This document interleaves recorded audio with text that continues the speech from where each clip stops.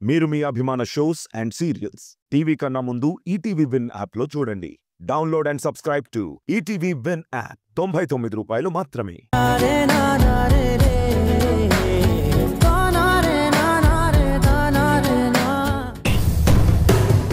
అయ్యా పెళ్లి కొడుకు గారు, నువ్వు పెళ్లి చేసుకునే టైం వచ్చేసింది. పంతులు గారు పిలుస్తున్నారు, పద. బాబాయ్, నా పెళ్లి జరుగుతున్నందుకు నాకన్నా ఎక్కువ నువ్వు ఆనందంగా ఉన్నట్టున్నావు. అంతే కదా అబ్బాయి, ఎన్నాళ్ళ నుంచో కోరుకున్న కోరిక ఇప్పుడు నాకు నెరవేరబోతుంది కదా. నీ పెళ్లి జరుగుతుంది, మరి నాకు ఏం గిఫ్ట్ ఇస్తున్నావు? అదేంటి బాబాయ్, నాకు పెళ్లి జరుగుతుంది కాబట్టి నువ్వు నా గిఫ్ట్ ఇవ్వాలి, కానీ తిరిగి నన్ను అడుగుతున్నావేంటి? ఇది పెద్దలు కుదిర్చిన పెళ్లి అయితే నేనే గిఫ్ట్ ఇచ్చేవాణ్ణి, కానీ ఇది నువ్వు కుదుర్చుకున్న పెళ్లి కదా. అయినా ఈ పెళ్లితోనే నీ రాత మారిపోతుంది, మా తలరాత మారుస్తానంటున్నావు. అందుకే రిటర్న్ గిఫ్ట్ కింద నాకేమిస్తావా అని అడుగుతున్నాను. నువ్వు మంచి గిఫ్ట్ చెప్పావనుకో, నిన్ను ఎత్తుకొని తీసుకెళ్ళి పెళ్లి పీటల మీద కూర్చోబెడతాను. నీకెందుకు బాబాయ్ అంత శ్రమ? నిన్నే నలుగురు ఎత్తుకుని తీసుకెళ్లేలాగా నేను చేస్తాను కదా. అదేంటి బాబాయ్ అలా ఉండిపోయావు? అబ్బాయి, నన్ను నలుగురు ఎత్తుకుని వెళ్ళడం అంటే నేను శవాన్ని అవుతానని అర్థం. అంటే నీ పెళ్లి జరిగాక నా పాడి సిద్ధం చేస్తావా? బాబాయ్, ఈ పెళ్ళైతే నేను హ్యాపీగా ఉంటాను కదా. అవును, మీరు నాతో పాటే ఉంటే మీరు హ్యాపీగా ఉంటారు కదా. మధ్యలో ఇలా అస్తమాను గిఫ్ట్ గిఫ్ట్ అంటేనే నాకు కొంచెం ఇరిటేషన్ వస్తుంది. అప్పుడు ఫీల్ ఇలాగే ఉంటుంది. ఇప్పుడు చెప్పు, ఏం గిఫ్ట్ కావాలి? నీకు సృజనికి పెళ్లి జరగటమే నాకు పెద్ద గిఫ్ట్. వెళ్దాం పదబ్బాయి. ఇది మంచి మాట, పద. బాబాయ్, పట్టుకొని తీసుకెళ్ళు. అవును, ఇదొకటి ఉంది కదా, పెళ్లి కొడుకుని కదా, పద. అది కూర్చోనైనా. ఓం అపవిత్ర పవిత్రో వా సర్వావస్థాంగతో. అయ్యా, ముందు గణపతి పూజ చేయండి. ఈ అక్షంతల కలశం మీద వేయండి. ఓం శ్రీమన్ మహాగణాధిపతయ నమః, లక్ష్మీనారాయణాయ నమః, ఓం ఏకదంతాయ నమః, ఓం శూర్పకర్ణాయ నమః, ఓం మూషికవాహనాయ నమః, ఓం అధ్యక్షాయ నమః. నువ్వు చాలా గొప్పవాడివి. నా ఇంటి పరువు కాపాడడానికి నువ్వు పెళ్లి కొడుగ్గా పీటల మీద కూర్చున్నావు. ఎన్ని జన్మలెత్తినా నీ రుణం నేను తీర్చుకోలేను.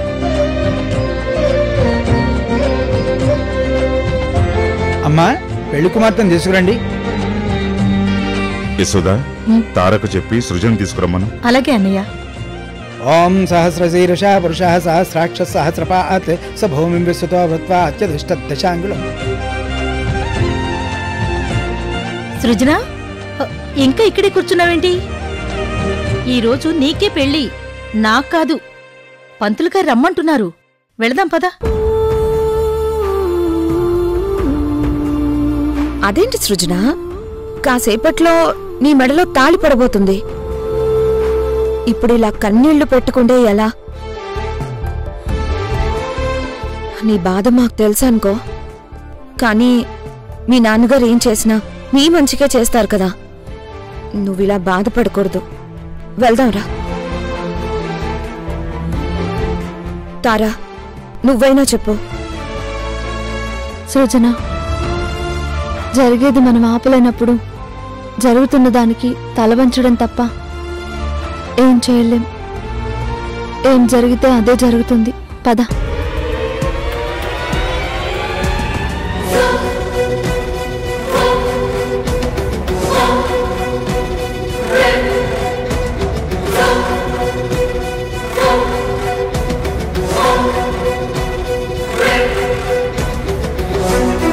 అక్షతాన్ని సమర్పయామి, ప్రార్థన నమస్కారాన్ని సమర్పయామి. అక్షంతలు వేసి నమస్కారం చేసుకుని ఆయన.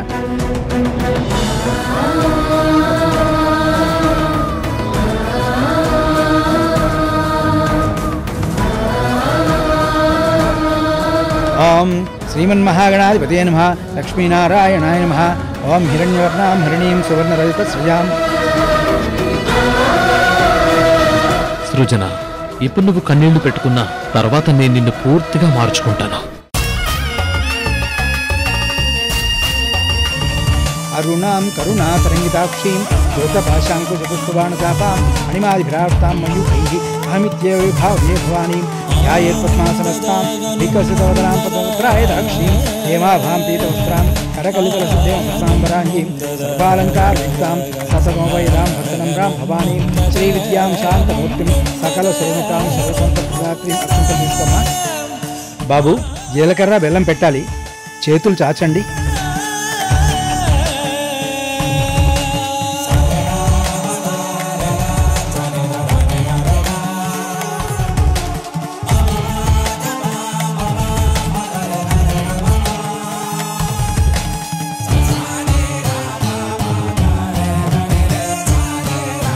జీలకర్ర బెల్లం పెట్టడం అంటే సగం పెళ్ళి అయిపోయినట్టే.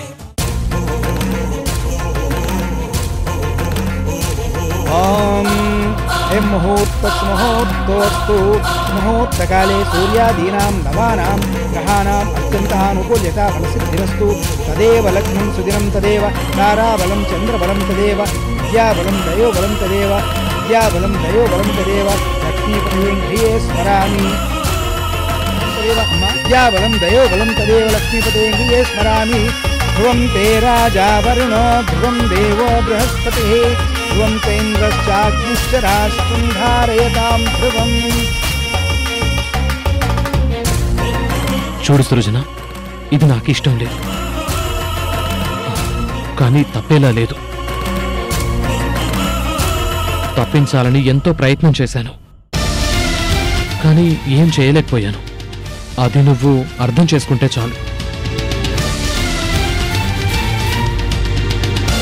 ఓం శతమానం భవతి సదాయు పురుషేంద్రియ ఆయుష్యేంద్రియే ప్రతిష్టతి. అయ్యా, ఈ తాళిబొట్టు తీసుకోండి. ఓం శ్రీమన్ మహాగణాధిపతి నమః. మాంగళ్య గౌరీ దేవతాభ్యో నమో నమః.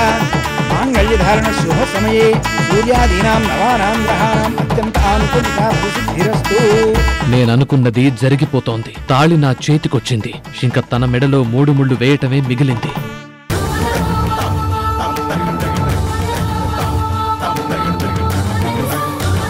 ఓం అయం ముహూర్తస్య ముహూర్తోస్తు మాంగళ్యధారణ ముహూర్తస్య ముహూర్తోస్తు.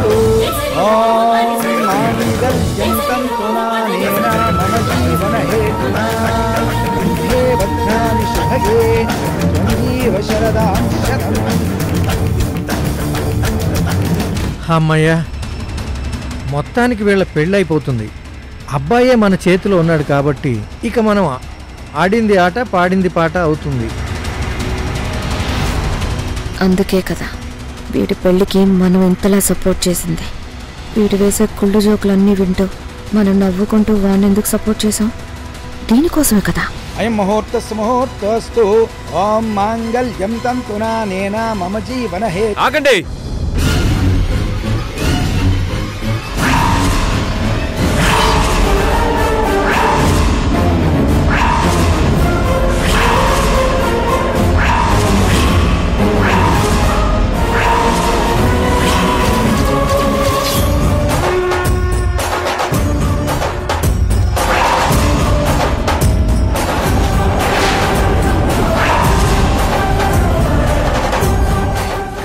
సృజన ఆగు.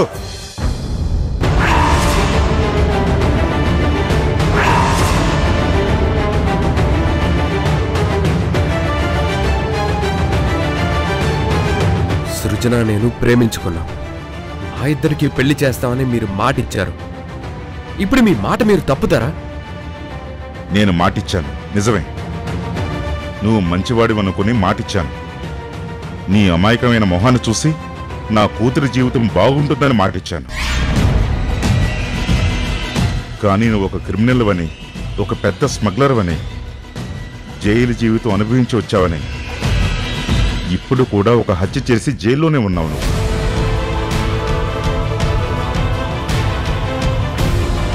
ఇలాంటప్పుడు నా మాటను నేను నిలబెట్టుకోవాలా? నా కూతురు గొంతుని కసాయివాడు గొర్రెలు కోసినట్టుగా నేను కొయ్యాలా? నీకిచ్చి పెళ్లి చేయాలా? చూడండి, నా మీద పడింది నింద అని నేను ముందు నుంచి చెప్తున్నాను. అది మీరు నమ్మటం లేదు. నేను నేరస్తుండని మీరు ఎలా మాట్లాడతారు? ఇంకా నాకు శిక్ష పడలేదు. అయినా అవన్నీ తర్వాత. నేను సృజనని ప్రేమించాను, సృజన నన్ను ప్రేమించింది. మా ఇద్దరికి పెళ్లి జరగాలి. ఈ పెళ్లి జరగడానికి వీల్లేదు.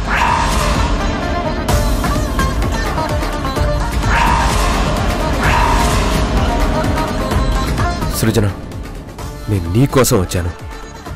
నువ్వు నాతో రా, మనం వెళ్ళి పెళ్లి చేసుకుందాం. సృజన,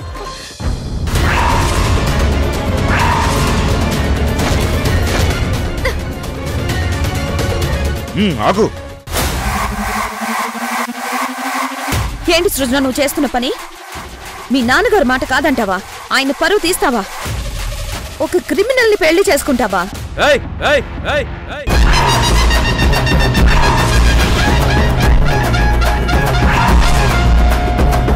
ఒక్కసారి నేను క్రిమినల్ అన్నావంటే చంపేస్తానేమనుకుంటున్నావు? రేయ్, ఇంటికొచ్చి గొడవ పడుతున్నావు. నువ్వు జైల్లో కదా ఉండాలి, బయటికి ఎలా వచ్చావు? నా ప్రేమని గెలిపించుకోవడానికి జైలు గోడలు బద్దలు కొట్టుకొని వచ్చాను.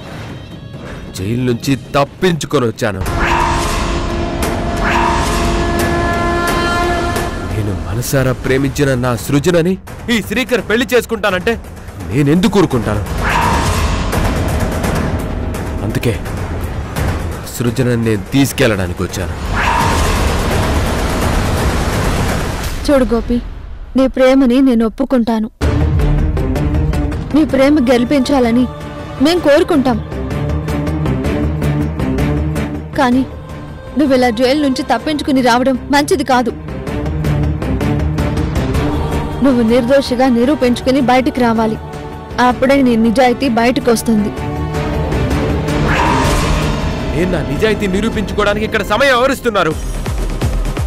నేను జైల్లో ఉండగానే ఇంకా బెయిల్ గురించి ప్రయత్నించకుండానే ఈ ఆదిత్య గారు తన కూతురికి పెళ్లి చేయాలనుకుంటున్నారు.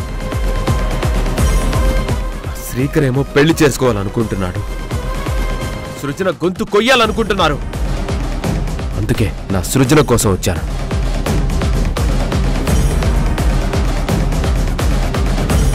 ఏదో ఊటీ నుంచి కొడైకెనాల్ నుంచి వచ్చినట్టు చెప్తున్నావేంటి?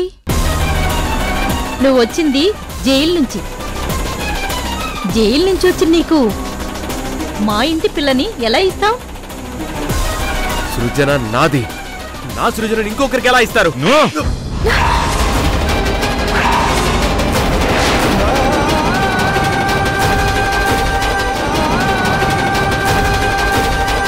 ఇంకొక మాట మాట్లాడామంటే చంపేస్తాను. సృజన నీది కాదు, నా కూతురు, నా రక్తం. తనని నేను కళ్ళల్లో పెట్టుకుని పెంచాను. మహారాణిలా చూసుకుంటున్నాను. తన పెళ్లి అంగరంగ వైభవంగా చెయ్యాలి అనుకున్నాను. కానీ ఈరోజు నా కూతురి పెళ్లి ఇలా జరుగుతుందంటే దానికి కారకుడు నువ్వు. నీలాంటి ఒక క్రిమినల్కి నా కూతురికిచ్చి నేను పెళ్లి చెయ్యలేను, చేయను. దేవుళ్ళంటే నా మేనోళ్ళకిచ్చి పెళ్లి చేస్తాను. దీన్ని ఎవ్వరూ ఆపలేరు.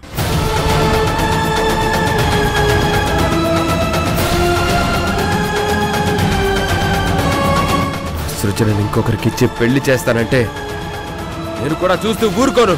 ఈ పెళ్లిని ఆపి తీరుతాను. ఏయ్ శ్రీకర్, మర్యాదగా వెళ్ళిపో. అది నీకే మంచిది. లేదంటే మాత్రం నేను మామూలు మనిషిని కాదు. ఏం చేసైనా సరే నా సృజన మెడలో నేను తాళి కడతాను. మర్యాదగా నువ్వు ఇక్కడి నుంచి వెళ్తే నీకే మంచిది. ఏంట్రా ఎక్కువ మాట్లాడుతున్నావు? నువ్వెంత, నీ బతుకెంత? ఆఫ్టర్ ఆల్ ఒక డ్రైవర్వి, నా మరదలకి బాడీ గార్డ్వి. అలాంటి నువ్వు నా మరదలు మెడలో తాళి కడతానంటే చూస్తూ ఊరుకుంటానని ఎలా అనుకున్నావు? ఒక క్రిమినల్ని మా మావయ్య గుమ్మంలో కూడా రానివ్వడు. అలాంటిది నువ్వు ఏకంగా మా ఇంటికి అల్లుడైపోతూ ఉంటే ఇక్కడెవ్వరూ చూస్తూ ఊరుకోరు. సృజన మెడలో నేనే తాళి కడతాను. తను నా భార్యగానే ఉంటుంది. మా మావయ్య ఇంటికి నేనే అల్లున్నవుతాను. అది ఎవరు ఆపలేరు. ఏయ్, ఇంకా చూస్తారేంట్రా? వాని బయటికి తోసేయండి. తీసుకెళ్ళండి. తీసుకెళ్ళండి. సృజన చూసావా, నీ కళ్ళ ముందే నా మరదలు మెళ్ళో తాళి కడతాను. ఎలా ఆపుతావో నేను చూస్తాను. సృజన, నువ్వు కూర్చో. సృజన గోపి సృజన, నువ్వు కూర్చో. నీకు నేను సపోర్ట్ ఇస్తున్నాను. నువ్వు తాళి కట్టు. అది కాదు సార్, ఒక్కసారి ఆలోచించండి సార్. తారా, ఈ విషయంలో నువ్వు ఇంకొక మాట కూడా మాట్లాడడానికి వీలేదు. ఇది నా ఇంటి పరువు ప్రతిష్టలకు సంబంధించిన విషయం. నా కూతురు జీవితం బాగుండాలంటే నా అల్లుడి తాళి కట్టాలి. ఇందులో ఎవరు మాట్లాడడానికి వీల్లేదు. బావగారు, మీ మాటకి నేను సపోర్ట్ చేస్తున్నాను. ఈ పెళ్లి జరిగి తీరవలసిందే. దీన్ని ఎవరు ఆపలేరు, ఆపనివ్వను.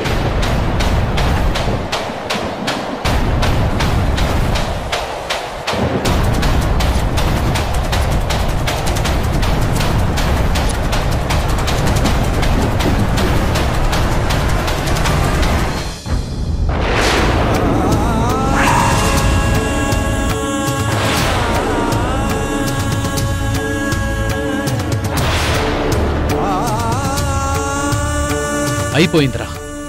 నాకు నా మరదలికి పెళ్ళైపోయింది. ఇక ఎవ్వరూ మమ్మల్ని విడదీయలేరు. నీ ప్రేమ సమాధైపోయింది. నా ప్లాన్ వర్కౌట్ అయింది. నా సృజన నాదైపోయింది. ఆదిత్య మౌర్య ఆస్తికి, ఆ ఇంటికి నేనే అధిపతిని.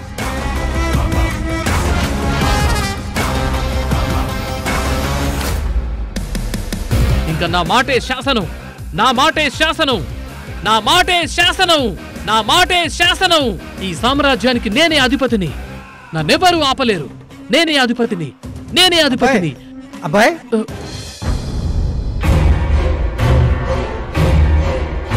ఏంటి బాబాయ్? అబ్బాయి, నువ్వు కలగంటున్నావు. ఈ సామ్రాజ్యానికి అధిపతివి నువ్వే.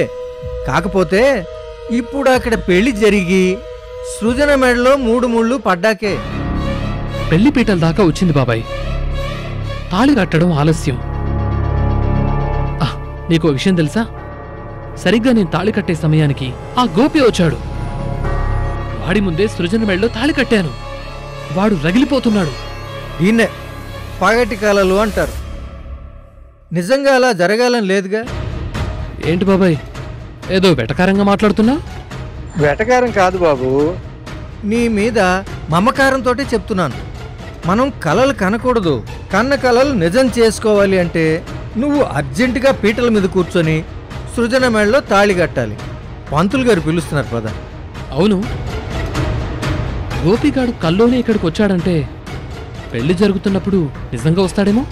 కల కన్నది నువ్వు కాబట్టి నీకు నచ్చినట్టుగా గోపి వచ్చేస్తాడు. కానీ అది నిజం కాదు. జైలు నుంచి తప్పించుకురావడం అంత సులువైన పని కాదు.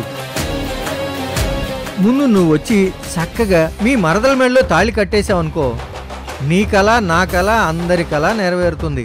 వెళ్దాం పదా. బాబాయ్, నువ్వు కల్లో ఉన్నట్టు ఇప్పుడు నన్ను పట్టుకుని తీసుకెళ్ళటం లేదు. సరే పద. ఇప్పుడు కళ్ళు నెరవేరుతుంది. పద.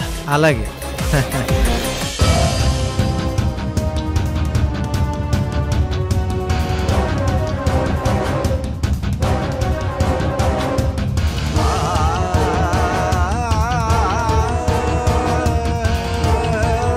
తార లాంటి గొప్ప వ్యక్తి మీకు భార్యగా రావటం నిజంగా మీ అదృష్టం.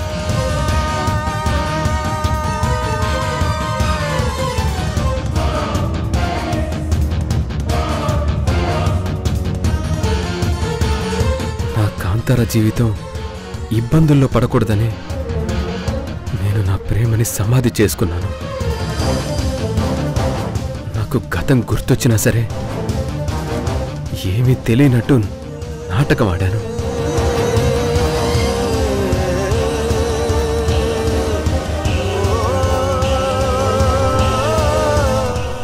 అందుకే సృజనని పెళ్లి చేసుకోవడానికి ఒప్పుకున్నాను.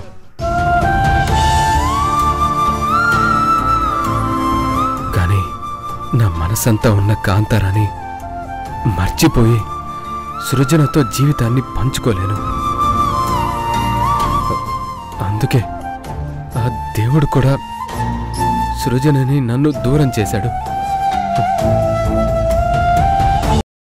బాబు ఈ తాళిబొట్టు తీసుకొని ఆయన ఓం శ్రీమన్ మహాగణాధిపతయే నమః మాంగళ్యధారణ ఓం